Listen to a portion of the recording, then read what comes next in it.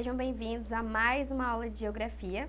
Eu sou a professora Adriele e o tema da nossa aula de hoje é circulação geral da atmosfera. A gente vai compreender como que se dá nessa circulação, toda essa dinâmica, tá bom? Vamos lá? A circulação da atmosfera, né? O que ela é? A circulação atmosférica global, ela opera graças às diferenças de pressão e temperatura, bem como se organiza em células de deslocamento de ar, né? Ou seja, essa circulação geral da atmosfera, ela está relacionada muito aí com a temperatura, né? Com o ar quente, com o ar frio. Observe aí na imagem, né? Tem uma imagem mostrando aí o clima, né? O tempo. A gente pode observar que está ventando bastante e essa circulação atmosférica, ela é responsável justamente, né, pelos ventos e pelos movimentos das massas de ar. A circulação, né, atmosférica é o processo de movimentação do ar ou das massas de ar ocasionado pelas diferenças de pressão e temperatura existente na atmosfera terrestre, né? Como eu falei para vocês, né? Quando a gente fala de circulação atmosférica, a gente tem que tentar entender essa dinâmica de circulação do ar, né? Da pressão do ar quente, do ar frio. O mecanismo básico desse fenômeno opera da seguinte forma, prestem bem atenção. O ar mais frio é mais pesado e costuma descer. O ar quente é mais leve e costuma subir, o que propicia a movimentação e formação dos ventos. Além disso, essas movimentações de ar também ocorrem das zonas de alta pressão atmosférica, que é onde há uma maior quantidade de ar acumulada, para as zonas de baixa pressão atmosférica, né, que é onde há uma menor quantidade de ar acumulada, tá? Então, frisem bem isso. Quando o ar ele é mais quente, ele é mais leve, ele vai subir, né? Ele vai subir, não vai descer. Quando ele desce, significa que o ar ele é mais pesado, ele é mais frio, ok? Dessa forma, se considerarmos que os raios solares atingem a Terra de forma diferenciada ao longo da sua extensão, é possível perceber a dinâmica da movimentação das massas de ar a nível global. Observem na imagem, né, tem uma imagem do Sol aí irradiando, né, os seus raios solares na Terra, e essa irradiação, ela não acontece, né, de forma igual, ela acontece de forma diferenciada. Temos, assim, a formação das células atmosféricas. Como assim, né, professora? O planeta também, a Terra, tem células, né? A gente está falando das células de ar, das células atmosféricas, não são as células humanas, tá bom? Não vão confundir, tá? Essas células atmosféricas, elas se dividem em três. Temos a célula tropical, a célula de Ferrel e a célula polar. Aí agora a gente vai entender um pouquinho, compreender um pouquinho de cada uma dessas células. Aí a gente tem uma imagem de onde se localiza, para vocês, né, observarem de onde se localiza aí cada célula, né? A gente tem aí mais perto aí do círculo polar, né? A gente tem a célula polar, abaixo a gente vai ter a célula de Ferrel, abaixo aí a célula tropical, né? Aí temos a linha do Equador, né? Sabemos que divide aí o nosso planeta, né, em hemisfério norte e hemisfério sul. E abaixo da linha do Equador a gente vai ter também célula tropical, célula de Ferrel novamente e depois célula polar, né? Como a gente viu, são três tipos de células, tá? A célula tropical também é chamada de célula Hadley. Ocorre nas zonas de baixas latitudes, ou seja, nessas regiões localizadas entre a linha do Equador e os trópicos de Câncer e de Capricórnio. Lembra que a gente viu aqui na imagem anterior? Ó, a célula tropical, tá? Ela tá entre a linha do Equador.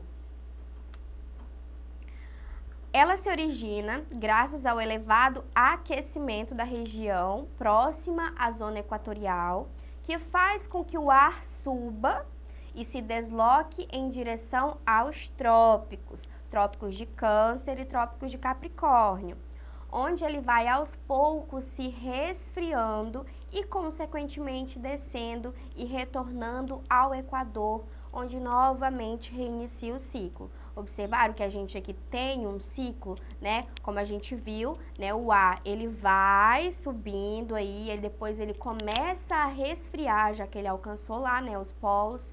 Aí ele vai começar a resfriar e como a gente viu anteriormente, quando o ar ele é mais frio, ele é o que? Ele é mais denso, então ele é mais pesado e aí acontece o que? Ele desce, ok?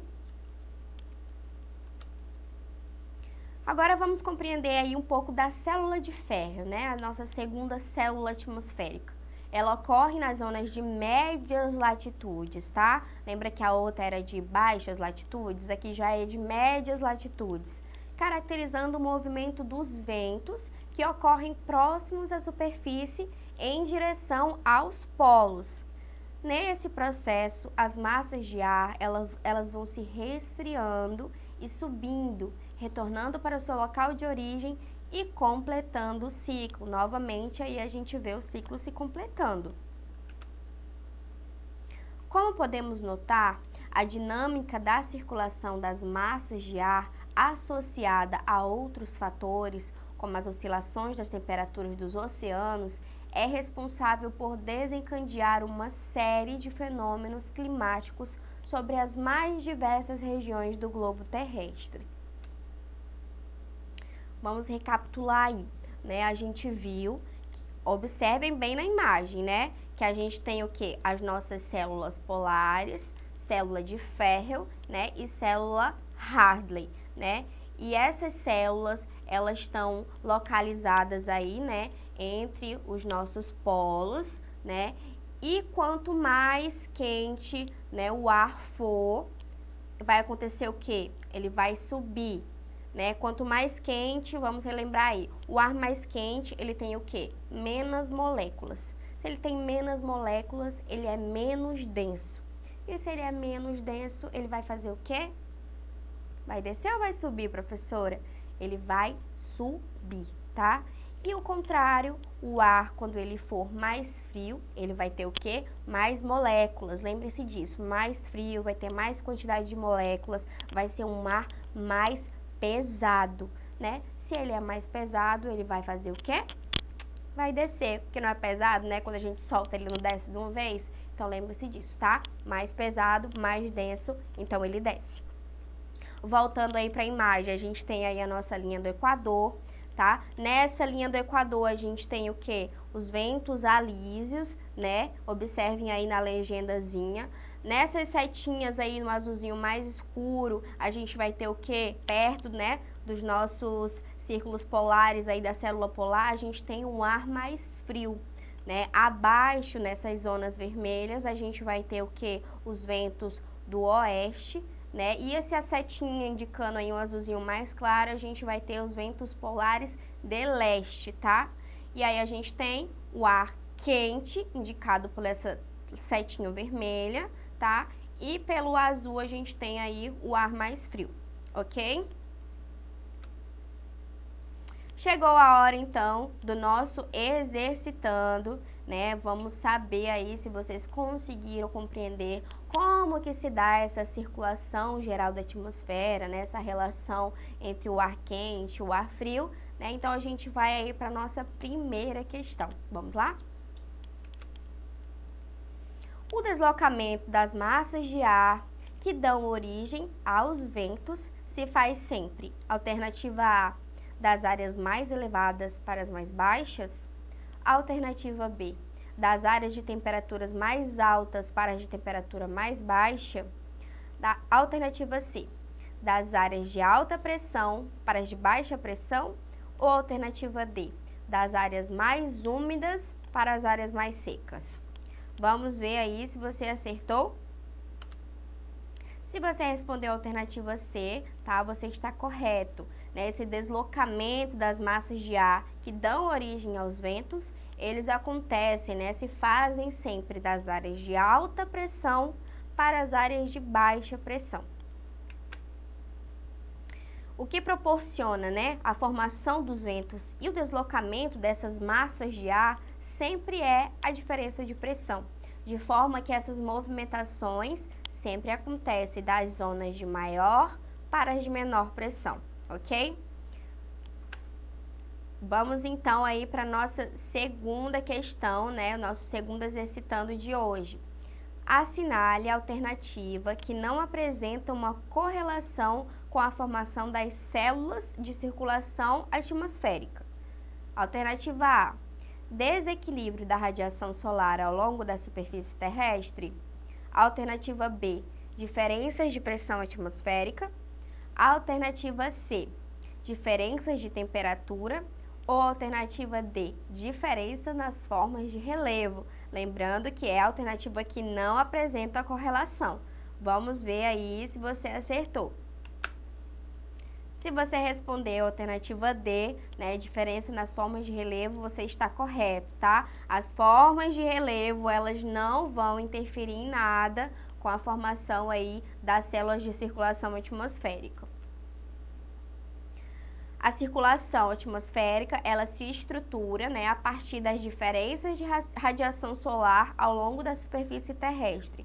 Ou seja, as zonas mais próximas ao Equador, elas aquecem-se mais e apresentam uma pressão atmosférica diferenciada das zonas polares.